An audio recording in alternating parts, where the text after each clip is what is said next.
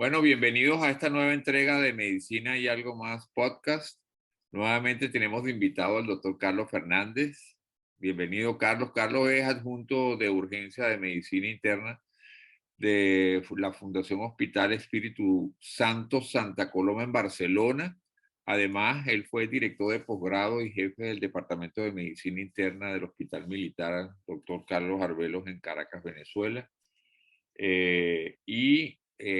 También médico internista de la clínica Centro Médico Loira de Caracas y viejo amigo. Bienvenido, Carlos, nuevamente a Medicina y Algo Más podcast. Bueno, hola otra vez. Bueno, es un placer otra vez hablar contigo y hacer este podcast de hoy a ver cómo queda, ¿no? Y qué cosas interesantes podemos hablar.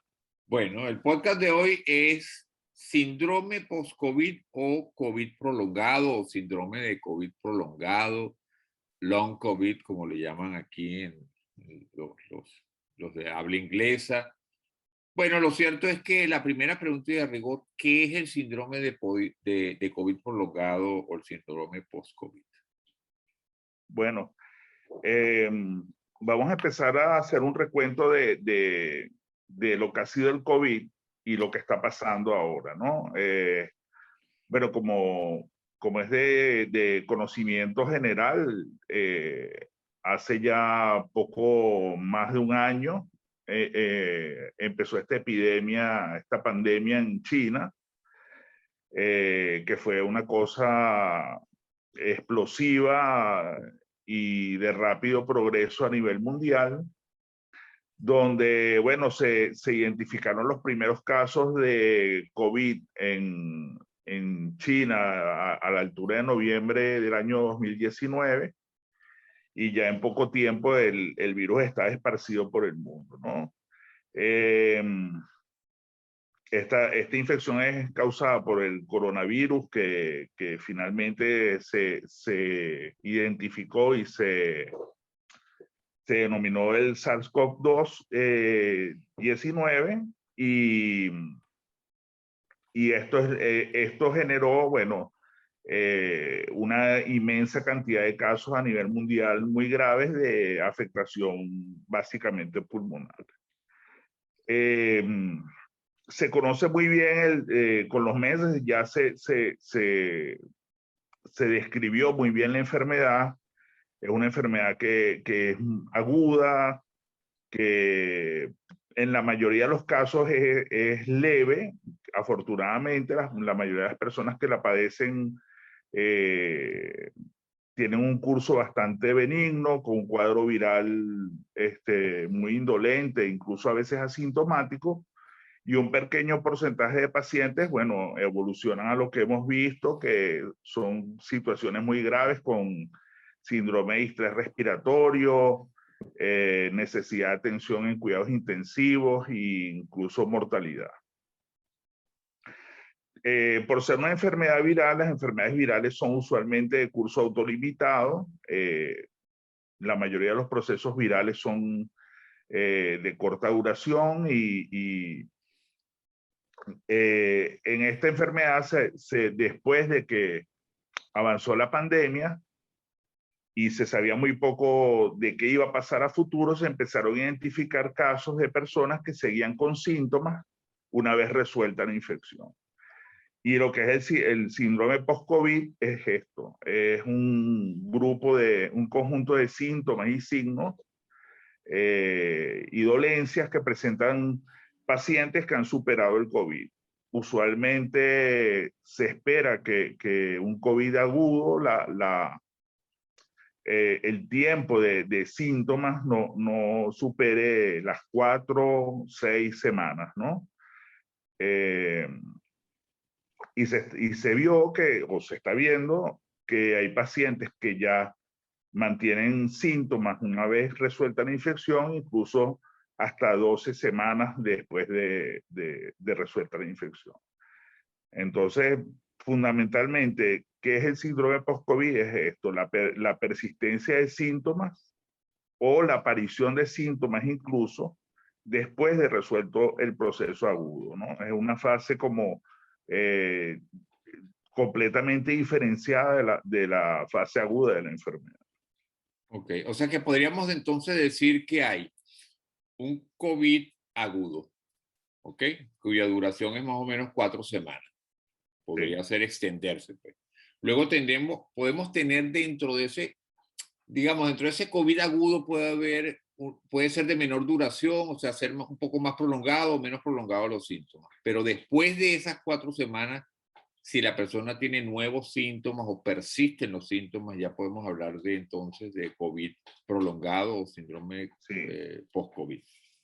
Sí, de hecho, la Organización Mundial de la Salud ya lo reconoce como una enfermedad y hay criterios diagnósticos. Y el criterio diagnóstico es precisamente ese: haber tenido COVID o haber estado infectado por COVID, haberlo padecido, haberse curado y después aparecer síntomas o que después del COVID persistan los síntomas por más de 12 semanas y que estos síntomas no puedan ser explicados por ninguna otra patología, ¿no? Entonces, es básicamente eso, ¿sí? Una situación de persistencia de síntomas hasta por 12 semanas. Ok, ahora, ¿cuán frecuente es el síndrome post-COVID?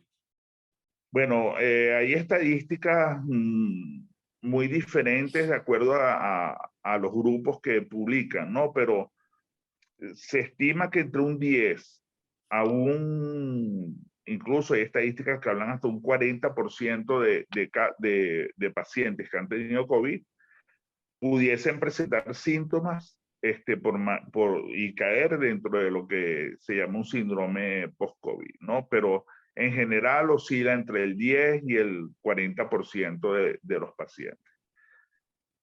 Ok, ahora fíjate. Usualmente, de los pacientes que tuvieron un COVID grave, ¿no? No son todos los pacientes que tuvieron COVID. Ajá, ya. A eso vamos a volver ahorita, que te voy a hacer una pregunta, pero fíjate, antes de eso, ¿cuánto tiempo después se presenta? O sea, hay un tiempo donde pudieran desaparecer los síntomas y luego aparecer, o es un continuo donde el paciente tiene los síntomas y no acaban de desaparecer y pueden añadirse de repente otros síntomas? O sea, existe la posibilidad de que la persona, digamos, como que se recupere y luego recaiga, o es un continuo este síndrome de COVID prolongado. Hay distintas formas de presentación. Quizás la más frecuente es donde se persiste el síntoma después de haber superado la infección. O sea, es como un continuum de síntomas que no se terminan de resolver. Después vamos a hablar cuáles son los más frecuentes, ¿no? Pero otra cosa que te quería mencionar es que esto no es nada, esto tampoco es algo novedoso. Hay descripciones de síndromes parecidos o situaciones parecidas en epidemias anteriores de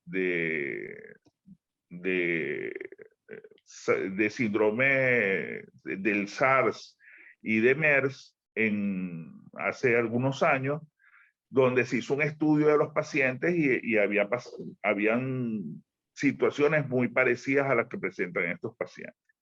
Y otra condición que también está muy bien descrita, que es muy afín a tu especialidad, es el síndrome post-cuidados intensivos, ¿no? Son pacientes que han estado en unidades de cuidados intensivos muy graves, superan salen de cuidados intensivos y después desarrollan algo que se parece mucho al síndrome post-COVID, ¿no? Entonces hay una tendencia a explicar muchos de los síntomas o la enfermedad por mecanismos quizás muy parecidos a los que ocurren en esas enfermedades, ¿no? Ahora bien, fíjate una pregunta. ¿Esos síntomas en el síndrome post-COVID o el COVID prolongado, cuánto tiempo duran y si luego desaparecen definitivamente? Bueno, De hecho, hoy en día no se puede hablar de secuelas, simplemente se habla de persistencia de síntomas porque todavía el tiempo no ha permitido o no permite saber qué va a pasar con estos pacientes en más tiempo. Entonces, hasta ahora se sabe que el promedio de duración de los síntomas es ese, entre 12 semanas debería de haber desaparecido la mayoría de los síntomas. De hecho, la mayoría de las casuísticas hablan de que estos pacientes se recuperan totalmente en el tiempo, ¿no? Que se reincorporan a sus trabajos, etc. Hubo un pequeño grupo que era con molestias físicas que todavía no se sabe muy bien a dónde van a terminar estos pacientes, ¿no? Pero lo cierto es que la mayoría de los pacientes en el tiempo, estos síntomas van a ir desapareciendo poco a poco. Otra cosa interesante es que la mayoría de los pacientes no tienen un solo síntoma, tienen varios síntomas, tienen 2, 3 síntomas post-COVID, dolor en el pecho, ansiedad, insomnio combinados, ¿no? Y no es un solo síntoma que le duele el pecho o le falte el aire nada más, ¿no? Sino generalmente van acompañados, están descritos una gran cantidad de síntomas y en distintos aparatos y sistemas, que eso lo podemos hablar luego, pero que generalmente no es un solo síntoma el que molesta al paciente, Ya vamos a sino hablar es de una eso. asociación de síntomas. Ahora, antes de hablar de los síntomas, me pareció bien interesante lo que tú dijiste, porque una de las cosas que yo creo que uno tiene que poner en su justo lugar es que este virus se le ha dado, o sea, casi que es un supervirus, pues. Se le ha dado una connotación que no es tal, porque como tú lo dijiste, Carlos, este síndrome, COVID prolongado, no es novedoso. Eso se ve en muchísimos virus. Se ve en el virus de la hepatitis. ¿Te recuerdas el chikungunya? También se veía en el chikungunya, en el Zika, en el mismo dengue. Tú puedes ver que se pueden prolongar los síntomas. O sea, que no es algo que es ajeno a los virus. Todos los virus pueden producir síntomas que se pueden prolongar en el tiempo, ¿verdad? Y Eso es luego correcto. desaparece. Entonces, lo que yo, digamos, una de las campañas que uno debe hacer es que, porque eso le mete miedo a la gente y dice, oye, este virus es un virus especial. No, es como todos los virus. Lo que pasa es que anteriormente la gente no había tanta publicidad en relación a eso, pero hay que dejar claro que el COVID prolongado se presenta igualito. Puede haber un dengue prolongado, un Zika que se prolonga en el tiempo. Cualquiera de esos virus puede dar sintomatología que se prolonga en el tiempo. O sea que no es nada exclusivo de este virus ni nada que haga que este virus sea un virus especial y que sea un virus superior a los demás virus. No, eso es algo que se ve en muchas virus. Entonces, aclarado eso y que tú lo dijiste muy bien, ¿cuáles son los síntomas más frecuentes Bueno, que se presentan, que acompañan este síndrome? mira, eso sí es constante en la mayoría de las casuísticas. Los síntomas, particularmente los respiratorios, ¿no? Que es el cansancio, la dificultad respiratoria y el dolor torácico, son síntomas muy, pero muy persistentes.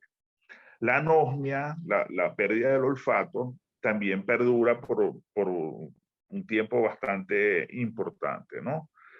Después aparecen ciertos síntomas como cefalea, dolores articulares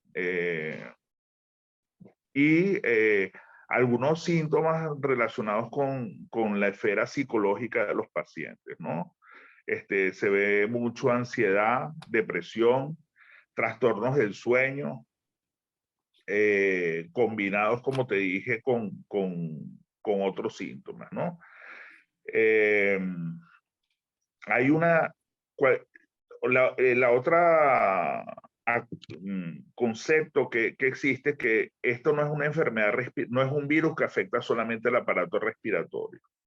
Entonces, se pueden esperar síntomas relacionados a otros aparatos y sistemas. Por ejemplo, en el aparato cardiovascular están empezando a aparecer problemas de arritmias en los pacientes, miocarditis o pericarditis, que está más relacionado con la fase aguda, pero también en pacientes en el síndrome post-COVID. Se están viendo, por ejemplo, síncopes que no son muy bien explicados en esos pacientes. Entonces, cualquier aparato y sistema puede ser afectado y dar síntomas relacionados con el COVID. La piel, manifestaciones cutáneas también son frecuentes, erupciones cutáneas que aparecen semanas después de haber padecido. Esto lo estamos viendo bastante. Pacientes que superaron el COVID y de pronto empiezan a tener erupciones y manchas en el cuerpo que aparecen y desaparecen fugazmente y mejoran a lo mejor con un antialérgico y vuelven a aparecer. Es una cosa bastante interesante, ¿no? Ok, ahora fíjate, igual que existe un mayor riesgo en pacientes, por ejemplo, diabéticos, obesos, cardiópatas, en pacientes con enfermedad respiratoria crónica, a que el COVID se complique, mi pregunta es la siguiente. Esos mismos factores de riesgo, la edad, obesidad, diabetes, etcétera, todos esos, constituyen igualmente factor de riesgo para que esas personas que tengan esa comorbilidad, esas enfermedades previas, hagan con más frecuencia ese COVID crónico o no tiene relación No, con eso. no. Una persona o sea, lo que se sabe es que los pacientes que tuvieron un COVID grave, que estuvieron en cuidados intensivos, que estuvieron en ventilación mecánica, que estuvieron en una situación muy de mucha gravedad, estos pacientes tienden a hacer un síndrome post-COVID más grave, más frecuentemente, perdón. No existe, hay descripción de pacientes que han tenido COVID leve o un COVID poco sintomático que después desarrollan un síndrome post-COVID. Hay otros factores que predisponen a esto. La edad, en pacientes mayores de 50 años es más frecuente el síndrome post-COVID. Hay algo que llama mucho la atención, que también que en las mujeres es otro factor de riesgo importante, particularmente. Hay unas series por ahí que publican que personas que han tenido trastornos psicológicos o psiquiátricos previos, depresión, ansiedad, están más a riesgo de desarrollar un síndrome post-COVID. Pero particularmente los grupos de riesgo son estos. Se ha visto que de los pacientes que tuvieron un síndrome, un COVID grave, hay ciertos marcadores como la linfopenia durante el episodio y una LDH muy alta, que es una enzima que produce el hígado y que se activa en procesos inflamatorios severos y particularmente hepáticos, pudiesen también desarrollar un síndrome post-COVID a futuro, ¿no? Esto tratando de conectar el COVID agudo con el síndrome post-COVID es lo que se ha tratado de ver. Pero bueno, todavía queda mucho por explicar, ¿no? Ahora, puede ser, o sea, se han descrito casos en los cuales la persona haya tenido un síndrome de COVID un COVID asintomático o con pocos Sí. síntomas y que esa persona luego desarrolle un COVID prolongado. Sí, sí se ha visto, pero no es lo común. No es lo No común. es lo común. Lo común es el paciente que tuvo un COVID grave, un COVID severo con mucha manifestación clínica, ¿no? Estos Ahora, son los que usualmente lo desarrollan. ¿Hay alguna clasificación que diga que hay varios tipos de síndrome de COVID prolongado? ¿O hay un solo tipo de COVID prolongado? Bueno, hay un solo síndrome de COVID prolongado, ¿no?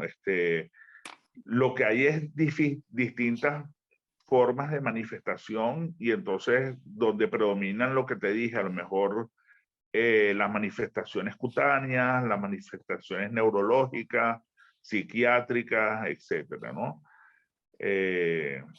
Hay intentos de subclasificar a los pacientes, pero eso hasta ahora no, quizás a todos hay que ponerlos como un síndrome de COVID prolongado y ya, ¿no? Ok. Ahora bien, ¿qué se sabe de la causa o las causas? Bueno, hay teorías, hay la teoría misma del virus, que se piensa que el virus claro, tú haces un test de PCR o un test antigénico o de anticuerpos y tú dices, bueno, este paciente está curado, ¿no? Si da negativo. Pero como muchos virus pueden quedar partículas virales dormidas o enmascaradas en el organismo, ¿no? Y de hecho, una de las teorías es esa, que hay una persistencia de la infección viral a pesar de, de que no se pueda detectar el virus, ¿no? Pues son muy pequeñas cantidades, por decirlo de alguna manera, para medir, ¿no? O detectar. Otras teorías son este mismo proceso, una relación entre la reacción del organismo ante el virus, que activa el sistema inmunológico y activa una cantidad de respuestas que en algunos, por eso es que se ven algunas personas sí, en otras no, así como se ve un COVID muy grave en algunos pacientes, algunos grupos que hay incluso ya marcadores genéticos para ello, se piensa que algo de esto también puede haber en el síndrome post-COVID, ¿no? Se piensa que es multifactorial, hay, como te digo, la explicación de lo que te dije, de que por qué pacientes que tienen problemas psiquiátricos previos, depresión, ansiedad, desarrollan un síndrome post-COVID, eso probablemente no tiene una explicación biológica, ¿no? Una explicación inmunológica. Probablemente va por otra vía la explicación de esto, ¿no? Ahora, ¿cuáles son los criterios diagnósticos? ¿Existen criterios diagnósticos para no Bueno, saber? sí, lo que te dije al principio, es la aparición de síntomas después de una infección aguda por COVID comprobada. O sea, no es que a alguien le pareció que un paciente tenía COVID y después vienen los síntomas, ¿no? Un paciente que se sabe que tuvo COVID, que lo superó o salió de la fase aguda y presenta síntomas hasta 12 semanas después de esto. Y con la coletilla o con la aclaratoria de que esos síntomas no pueden ser explicados por ninguna otra patología. O sea, porque tú te puede dar COVID, pero bueno, en el camino te puede ocurrir cualquier otra cosa que explique los síntomas, hacer un brote de artritis reumatoide, por ejemplo, y no es el COVID lo que te está molestando. Entonces, hay que tener bien claro que estos síntomas no se expliquen por otras enfermedades, otra condición clínica que lo explique. Ahora, ¿existe algún marcador que los médicos tengan a la mano para ayudar al diagnóstico actualmente? Pues no, es clínico, el diagnóstico es clínico. Característicamente estos pacientes tienen sus exámenes de laboratorio, como llaman aquí, analíticas normales o muy normales o con pocas alteraciones, quizá quede residualmente alguna linfopenia, algunos mantienen un dímero D un poco alto durante un tiempo, pero esto baja. pero algún marcador bioquímico de laboratorio que te diga, que te permita hacer un diagnóstico de síndrome post-COVID, no. Más bien el común denominador es que tiene todos los exámenes de laboratorio normales, ¿no? O bastante normales.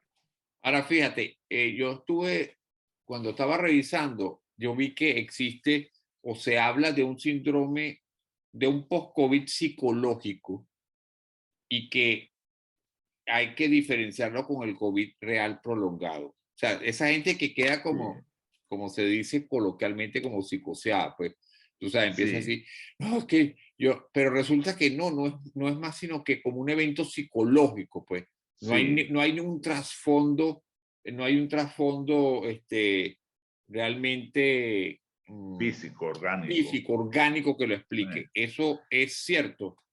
sí es cierto. Eh, es difícil distinguir uno del otro, por lo que te dije, porque el síndrome post-COVID,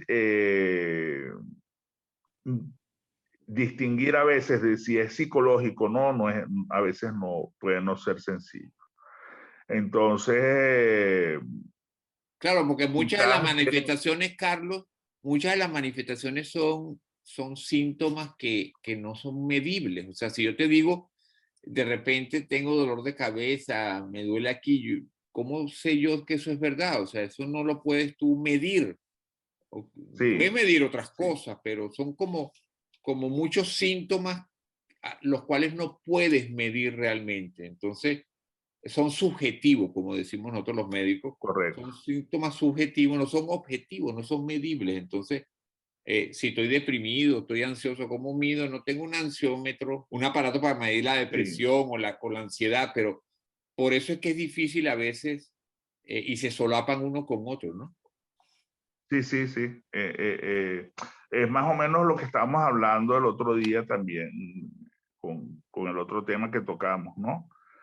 Que a veces es difícil cuando tú no tienes un examen de laboratorio alterado, no tienes una rayos X, una tomografía alterada, puede no ser muy fácil hacer un diagnóstico de estas cosas, ¿no? Eh, lo cierto es que, como comentario te lo hago, los sistemas, tú decías, bueno, es que todos los virus producen esto, sí, es verdad, pero el impacto en los sistemas sanitarios que esto va a generar o está generando es grande, es fuerte, ¿no? Entonces, porque probablemente no tenemos epidemias de mononucleosis, no tenemos epidemias de Exactamente. hepatitis B, ¿no? Y no hay Entonces pandemia de eso. aquí hay una pandemia donde hay una gran cantidad de personas enfermas que de toda esa inmensa cantidad de pacientes, un 10% van a desarrollar Claro. esto, ¿no? Y entonces van a recurrir a los sistemas de salud buscando ayuda. Y de hecho ya, por ejemplo, los ingleses se han adelantado y ya tienen una estrategia para atención de pacientes post-COVID con guías clínicas de cómo hacerle seguimiento a estas personas, a qué médico deben de ir. Ya tienen la estructura sanitaria montada para atacar este problema porque ellos saben que lo que viene es importante, ¿no?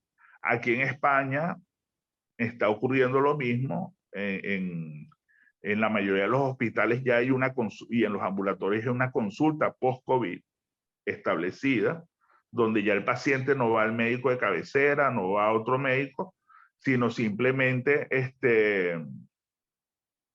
eh, va a ser dirigido a una consulta ya más especializada o más orientada a esto, ¿no?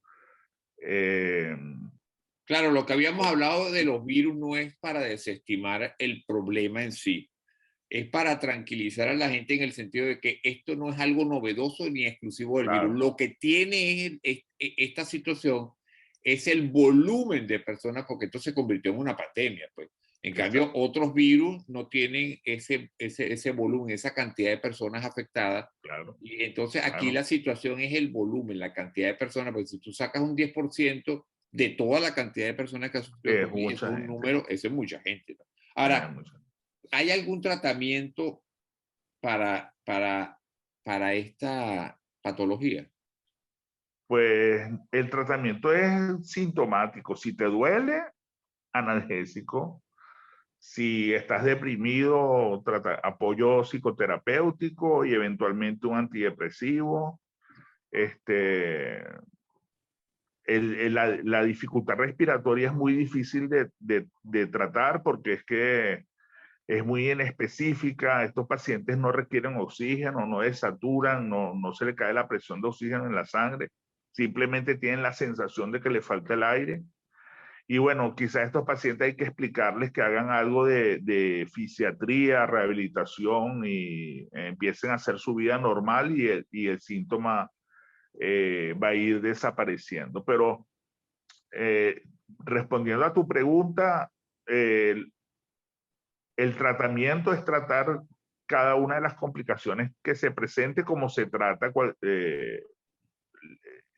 cualquier situación parecida. Por ejemplo, si tienes una erupción cutánea y vas al dermatólogo, este dermatólogo seguramente te va a tratar con algún medicamento antialérgico y algo para suprimir un poco los síntomas y esperar que vayan pasando, ¿no? Pero tratamiento específico para esto no existe, no lo hay, ¿no? Ahora, se han probado, por ejemplo, esteroides, antivirales, No, inmunosupresores. No, hasta ahora no, no. no, para síndrome post-COVID no. Ok. Ya dijiste la fisioterapia y rehabilitación, que es importante. Ahora, fíjate, yo estuve en la búsqueda que yo estaba haciendo, no sé qué has encontrado tú acerca de que las personas que están en ese periodo de post-COVID y se vacunan, aparentemente se ha visto que la vacuna mejora ese síndrome post-COVID. O sea, que tiene como un efecto terapéutico. ¿Qué has oído tú al respecto de eso? Bueno, no, te soy sincero, no tengo mucha información de esto, ¿no? He oído algunas cosas, pero no, en concreto no, no he oído absolutamente nada, ¿no? Sería bueno como para hacer un seguimiento a esas personas que tienen síndrome post-COVID y se vacunan para Sí, saber qué impacto puede tener la vacuna, porque así como ya sabemos que, por ejemplo, las madres que están lactando y se vacunan, parte de los anticuerpos pasan al bebé con la leche materna sí, y les da algo cierta de inmunidad, protección, algo de sí, inmunidad. No sabemos qué impacto puede tener la vacuna en estos sí, síndromes post-COVID. Yo creo que sería sí. algo Lo que pasa es que para... hay muchas cosas por verse, ¿no? Sí. Bueno, tenemos un año, ya un año y largo de esto, y, y quizás son muchas las cosas que hay que ver a futuro, ¿no? ¿Qué es lo que va a ocurrir con estos pacientes? Mm, lo cierto es que sí existen, ¿no? Y hay que tener en cuenta que la complicación existe, es un problema y hay que enfrentarlo, ¿no? Pero la buena noticia es que es una situación, es un síndrome Temporal. que es limitado. Exacto. O sea, Esa es la buena no noticia. se prolonga, no es como la fibromialgia, pues lo que hablamos en la entrega pasada, No, no, no. que es algo que es de por vida, pues la persona sufre esa fibromialgia, eso no se va. O sea, esos son brotes, vienen, van, empeoran, mejoran. En este caso, se ve que ya después de 12 semanas, digamos que ya prácticamente la persona va saliendo de ese síndrome post-COVID, pero Sí, durante esas 12 semanas, por supuesto que es como una carga para el sistema público, pues, porque la persona pero está fíjate sufriendo que todo eso. hay incluso encuestas y hay trabajos que hablan que muchos pacientes tienen el síndrome, tienen la molestia, pero se reincorporan a trabajar. Ok, O sea, es como paradójico. O sea, son personas que van con la molestia está, pero no es lo suficientemente Limitante. intensa o importante para que la persona no se reincorpore a sus actividades de trabajo y estas No es cosas, como, ¿no? no es como la fibromialgia. No es como la fibromialgia. Interesante es que el aspecto psicológico de estos pacientes también es muy afectado, ¿no? El trastorno del sueño, la ansiedad, la depresión, desarrollan algo muy, pero muy parecido a lo que se llama un síndrome de estrés postraumático, Exactamente. que, que es muy, muy frecuente. Y yo creo que los psiquiatras van a tener mucho trabajo también con esto y los psicólogos, ¿no? Perfecto. Ya entonces vimos cómo afectaba la vida diaria y el trabajo. Ahora fíjate, lo otro es, sabemos que en el síndrome COVID, perdón, en el COVID, cuando tú tienes la COVID que es severo, el paciente va a terapia intensiva, como una enfermedad multiorgánica, puede afectar muchos órganos. Y puede haber, ahí sí pueden quedar órganos con afección que se hacen crónicos. Claro. Debemos diferenciar eso de lo que es Sí, el COVID prolongado, ¿no? sí, sí, sí. Esto es diferente. De hecho, en una conversación que tuvimos por un Zoom como esta, hicimos la aclaratoria porque a veces se tiende a confundir. Por ejemplo, el paciente que queda con una fibrosis pulmonar y un daño pulmonar severo, eh, este no es un síndrome post-COVID, ya eso es una secuela del COVID o una consecuencia del COVID Exactamente. diferente, ¿no? Este, es una cuestión totalmente distinta, ¿no? O sea que el síndrome de COVID prolongado no implica cronicidad o sea, de la enfermedad, no explica daño No, en los órganos blancos, pues pulmón, riñón, corazón, sino que es un cuadro pasajero donde los síntomas se prolongan, pero como daño estructural no se ha conseguido que haya un daño estructural, pues no como las secuelas del COVID. así es, Es así es. persistencia de síntomas, más no hay como un daño Sí, estructural, pues. y se parece mucho a lo que ocurría es que es lo mismo que estamos hablando antes, con SARS y con MERS, que fueron epidemias a virus muy parecidos a este, pasaba lo mismo. Los pacientes era algo muy temporal y con el tiempo los síntomas iban desapareciendo. Y probablemente no hay casos descritos de personas que hayan quedado afectadas de por vida con esto, ¿no? Eh, Igual que el chikungunya, ¿te recuerdas el chikungunya y el sí, Zika? Que quedaban con esos problemas de dolores articulares, problemas bueno, para sí. caminar, que Y se prolongaban artritis, y prolongaban en el tiempo, pues, ¿no? ¿no? Y muchos quedan con artritis definitivamente, ¿no? En, en el, en Zika y chikungunya quedaban los pacientes con artritis activa por mucho tiempo.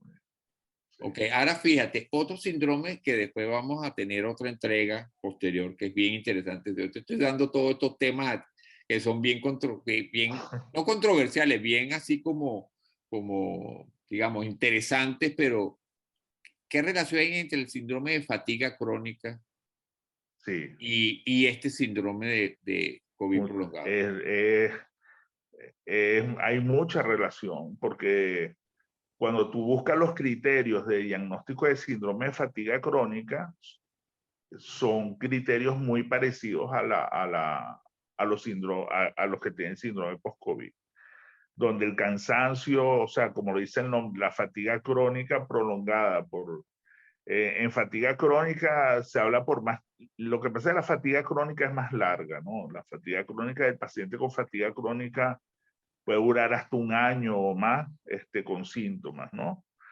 Pero la fatiga, el cansancio y en la fatiga crónica siempre se ha pensado, y ahí la teoría de, de la causa viral, ¿no? Del antecedente de un proceso viral por virus comunes como el virus el que hablamos el otro día de la mononucleosis, por ejemplo, y otros virus que pudiesen ser los responsables de la fatiga, que en un momento incluso se llamó síndrome de fatiga posviral o síndrome de fatiga crónica, porque había como mucha certeza de que era relacionada con una infección viral, ¿no? Ahora, definitivamente estos casos de COVID prolongado tienen una fecha de vencimiento. O se ha visto que hay casos que se prolonguen más allá de esas, digamos, de ese tiempo de oro que vamos a decir 12 semanas. Ha Sí, habido bueno, casos donde sí. se haya prolongado mucho más y luego entonces seguimos hablando de síndrome post-COVID o COVID prolongado, o ya estamos hablando de síndrome de fatiga crónica. Sí. Lo que pasa es que te hablan te ponen el corte de las 12 semanas, pero eso es un corte básicamente para diagnóstico, Ok. ¿no? Para decir, mira, tú tienes un síndrome, porque si tienes 10 semanas y tienes síntomas, hay que esperar a que tengas 12 para decirte que tienes un síndrome post-COVID, ¿no? Que ya 10 semanas es bastante para un cuadro viral, ¿no? Pero sí hay casos de que se prolonga más tiempo, ¿no? Las 12 semanas es quizás el punto de corte donde cae la mayoría de los pacientes, ¿no? Pero seguramente hay pacientes que tienen más de 12 semanas con síntomas, ¿no? Eh, de hecho, en el hospital estamos viendo pacientes que vienen recurrentemente con dolor torácico, ¿no? Vienen un mes, a las pocas semanas regresa, explicando dolor torácico, dificultad respiratoria. Tú les dices y le tratas de explicar esto del síndrome post-COVID, no, pareciera que no es que no lo entienden, ¿no? Sino que no aceptan o no esperan que esto vaya a pasar, ¿no? Y son pacientes recurrentes y hemos visto pacientes que tienen no 12 semanas, más semanas con síntomas, ¿no? Entonces, quizás son casos muy contados, ¿no? Como sacados con pinza y no es el común. El común es este. Y este punto de las 12 semanas se colocó básicamente, yo pienso que de manera, viendo el comportamiento de la enfermedad, y dijeron, bueno, son 12 semanas, ¿por qué no son 11 o por qué no son 14? Bueno, probablemente porque la mayoría de las personas antes de las 12 semanas ya no debería tener síntomas. Esa es la explicación, básicamente.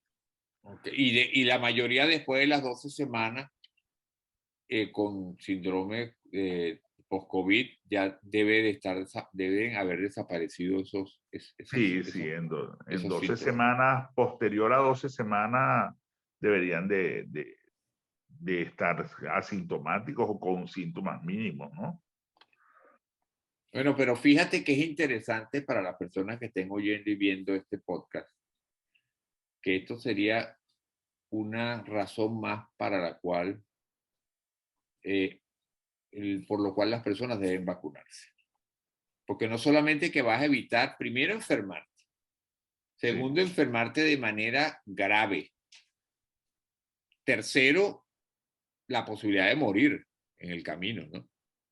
Y luego, la posibilidad de que entonces sufras de un síndrome de post-COVID o COVID claro, prolongado. Pues. claro. O sea, digamos que esto se suma, es un argumento más para que la gente que todavía está pensando, ¿verdad?, en vacunarse, tome la decisión De y se vacunarse. vacune. Por supuesto que la vacunación es una decisión personal. Ni el doctor Carlos Fernández, ni yo, ni mi persona estamos diciendo vaya y vacúnese. No, eso es una decisión personal de cada uno de ustedes, pero ya están viendo con anteriores entregas que hemos dado sobre el COVID, que estamos dando sobre COVID crónico, que son, digamos, argumentos importantes que avalan el hecho de que vacunarse es una buena estrategia. Claro, claro Okay. que sí. Bueno, yo creo que hemos llegado ya, desarrollamos todo este tema bien interesante, por cierto. Yo creo que este tema lo volveremos a tocar en el futuro próximo porque esto va cambiando. O sea, Sí. a estas cosas se le van sumando nuevos hallazgos, ¿no? Y no sabemos qué nuevos síndromes van a ir apareciendo en el camino. Lo que sí es cierto es que abrimos la puerta al síndrome de fatiga crónica, que creo que es un punto y un tema interesante que vamos a tocar en la próxima entrega contigo, porque es Bueno, otro de esos eventos que tú sabes que son a veces polémicos, que tienen impacto en la vida personal de los pacientes nuestros, desde el punto de vista laboral también, y también hay que poner eso en su real contexto, lo de la fatiga crónica. Son sí, síndromes que son difíciles como este, porque realmente no tienes algo objetivo en el cual tú puedas sí. definir si la persona en verdad está sufriendo eso o no, pues. Pero lo cierto es que, bueno, son eventos que son difíciles de valorar, pero que realmente existen, pues. O sea, lo que Sí estamos existen, diciendo con esto es que son enfermedades reales. sí. Y son ¿Okay? problemas de salud y son retos para el médico que trata un paciente con fatiga crónica.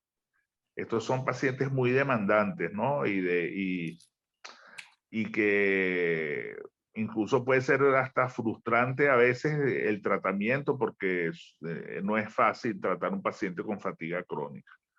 Lo mismo ocurre con el síndrome post-COVID. Hay que estar, por eso es que lo que te dije, que los sistemas sanitarios se están preparando para esto, porque hay que entrenar al personal sanitario, enfermeras, médicos, paramédicos, psicólogos, psiquiatras y una fisiatra, una cantidad de gente a, a, a, a manejar la situación, porque estos son pacientes que no son fáciles de canalizar, de ayudar, incluso no es sencillo, porque tiene que ser un grupo de personas, un grupo multidisciplinario ayudando al paciente a salir de esa situación.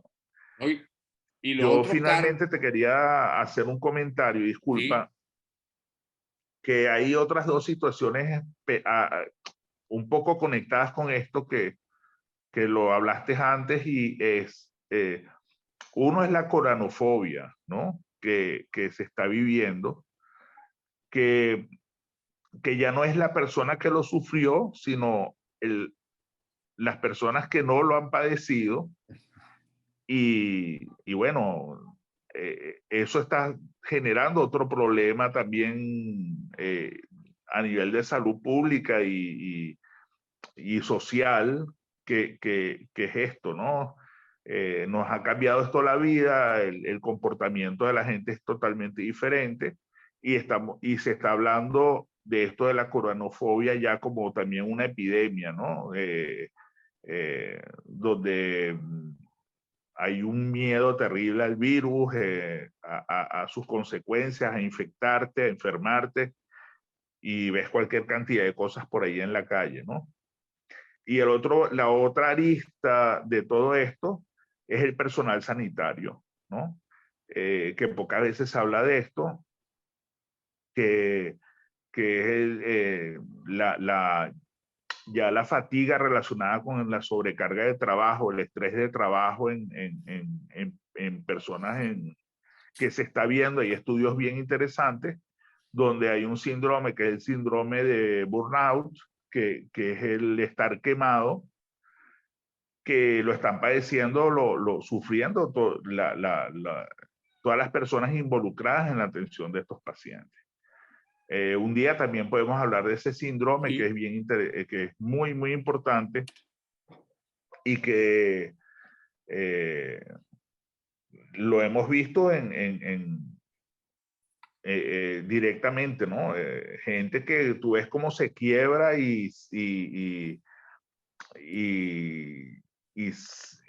y se afecta muchísimo por la sobrecarga y el estrés que produce estas situaciones, ¿no?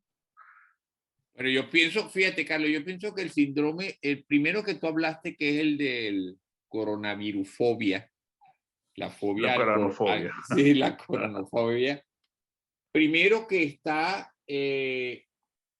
¿cómo se llama? Está potenciado por lo que yo llamo los angustiadores de oficio.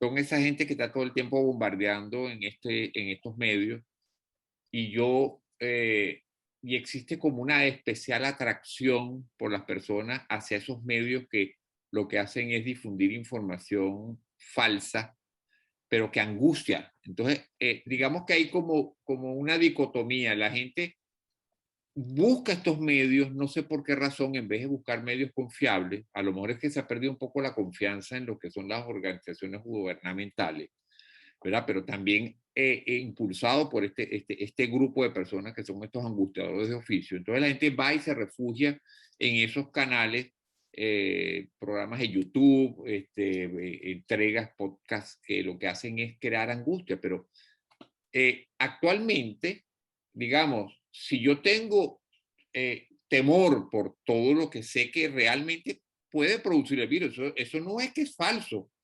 Es cierto, claro. Y tú como médico también lo has vivido allá y lo sabes. ¿Y cuál fue tu decisión? Bueno, pero si tengo una vacuna que me puede hacer o que me da la posibilidad de evitar pasar por todo esto y bajar mi nivel de angustia, ¿verdad? Porque, entonces tomo la decisión más lógica, me vacuno. Porque si no hay vacuna, yo entiendo, todos estamos, imagínate cuando no estaba la vacuna, ustedes los médicos allá en España con esa pandemia en plena erupción, ¿entiendes? Sí. Todos cubiertos, con máscara, face shield, con mono, guantes, todo el mundo con tensión, pues, ¿en qué momento puedo ser yo el próximo que cae? Pero ya vacunado, claro. Aunque te sigues cuidando, tú dices, bueno, ya tengo tengo protección, claro. Pues. Y claro. Si es que me da el COVID, va a ser un COVID mucho más suave, no, la posibilidad de que me muera va a ser muy poca. Entonces, existe esa alternativa. Ir a los claro. Medios que informan de manera veraz y los otros tomar la decisión de vacunarse. Pero bueno, ese es otro tema que yo voy a tocar porque vale. Es un tema de lo que es el miedo y la falsa y la desinformación. Sí. ¿No? Porque es como algo que como un círculo vicioso, pues, ¿no? Pero ese otro tema que tú dices de los médicos es bien interesante, porque no solamente además es eso, sino que no hay reconocimiento por parte de los medios gubernamentales que contratan a los médicos, ¿verdad? De que eso está pasando y del valor que tienen los médicos. Aún estando en esta pandemia, no se le ha dado el verdadero valor a los médicos. Y sí, yo creo que va a pasar una vez más como todo. Cuando pase esto, la gente se va a olvidar, porque la memoria de esa gente es muy corta. Es corta. Entonces, sí. No va a haber un real reconocimiento a toda esta labor que han hecho nuestros colegas en esta pandemia, lamentablemente, pero eso va a ser tema de otra conversación.